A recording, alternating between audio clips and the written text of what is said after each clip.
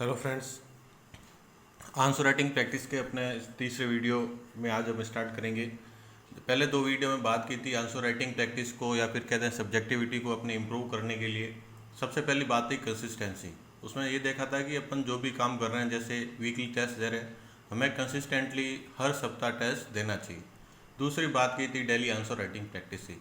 Daily answer writing practice weekly एक test आप दे रहे हैं, उससे भी ज़्यादा ज़रूरी है कि आप रोज़ाना कम से कम 10 मिनट, 15 मिनट, 20 मिनट जितना भी मिनिमम कर सकें उतनी आंसर राइटिंग प्रैक्टिस में अपना 100% ईमानदारी से होकर के करना चाहिए। अब तीसरी बात आती है फीडबैक की।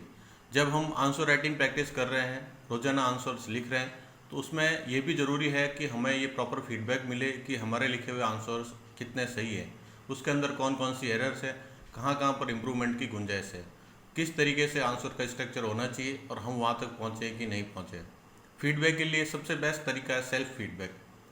ये बात तो तय है, अगर यदि हम पूरी तैयारी से किसी उत्तर को लिखने बैठते हैं, किसी आंसर को लिखने बैठते हैं, तो हमें ये तो पता होता है कि बेस्ट आंसर है क्या। अब बात ये होती है कि हम उस बेस्ट आंसर तक डिलीवर हो पाते हैं कि नहीं हो पाते। वो चेक करने के लिए सबसे बेस्ट तरीका है सेल्फ फीडबैक। आज हमने कुछ एक क्वेश्चन देखा, उस क्वेश्चन के बाद में उसका आंसर लिखा। आंसर लिखने के बाद में अपने आप को खुद को चेक करना है कि जो आंसर लिखा है कि वो सही लिखा है नहीं लिखा है। अब हाथों हाथ जब भी हम चेक करने बैठेंगे तो हमें वो आंसर हमेशा परफेक्ट लगेगा। तो सबसे बेस्ट चीज़ है कि कम से कम 12 घंटे बाद हम उस क्वेश्चन के आंसर को पढ़ें। जब हम पढ़ेंगे तो हमें सबसे पहली बात यही सीधा सा लग जाएगा, अगर यदि हमारा आंसर अच्छा है तो हमें लगेगा कि आंसर हमारा बेस्ट है। अगर यदि आंसर अच्छा नहीं है तो लगेगा कि इस आंसर को इस तरीके से लिखा जा सकता है। डेली शाम को या सुबह जो भी आपका बेस्ट टाइम है पढ़ने का, उस वक्त अपने एक आंसर राइटिंग प्रैक्टिस करें। उसके ठीक 12 घंटे बाद आप उस आंसर को वापस पढ़ें। आंसर राइटिंग प्रैक्टिस करने के लिए सबसे ज़रूरी है कि पूरी तैयारी से करें। एक क्वेश्चन लें, उस क्वेश्चन को लिख करके आंसर लिखने की कोशिश करें और फिर उसके बाद में आता है फीडबैक। अब उस फीडबैक के क्या क्या बेनिफिट्स हो सकते हैं उनकी बात करते हैं। सबसे पहला बेनिफिट है लर्निंग फ्रॉम मिस्टेक। हम आंसर लिखेंगे, सीधी सी बात है मिस्टेक्स होंगी, क्योंकि पहले आंसर में तो कोई बेस्ट या परफेक्ट आंसर लिखा जा नहीं सकता। जब मिस्टेक्स करेंगे तभी हम सीखेंगे। ठीक है। दूसरा है रेड्यूसिंग एरर्स। फीडबैक में ही पता चलेगा कि हमारी कौन कौन सी एरर्स हैं। अगर यदि कोई फीडबैक देगा ही नहीं तो हम उस गलतफहमी में रहेंगे कि हमारी कोई गलतियाँ है ही नहीं और हम जो भी लिख रहे हैं वो सबसे बढ़िया है। इसलिए बहुत ज़्यादा ज़रूरी है कि फीडबैक के थ्रू हम एरर्स को रिड्यूस करें। तीसरी बात है एक्यूरेसी। जब एरर कम होती है तो हमारी आंसर में सटीकता या एक्यूरेसी बहुत बढ़ती है। हमारा आंसर एकदम एक्यूरेट और सटीक भी होना चाहिए। ठीक है। और वो तभी होगा जब उसके अंदर एरर या फिर कहते हैं त्रुटियाँ कम होगी। अगला आपने बेनिफिट रहता है वो है identifying areas of improvement.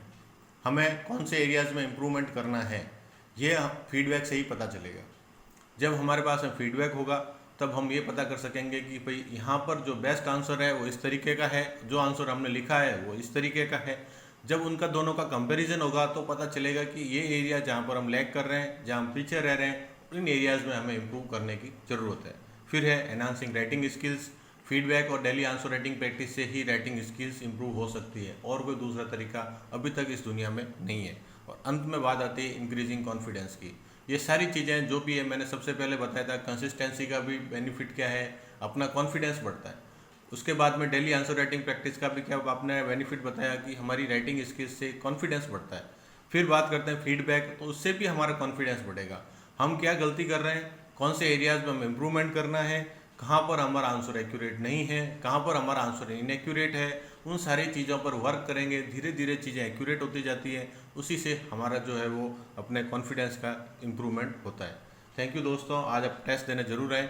Next video में अपन नेक्स्ट डायमेंशन की बात करेंगे।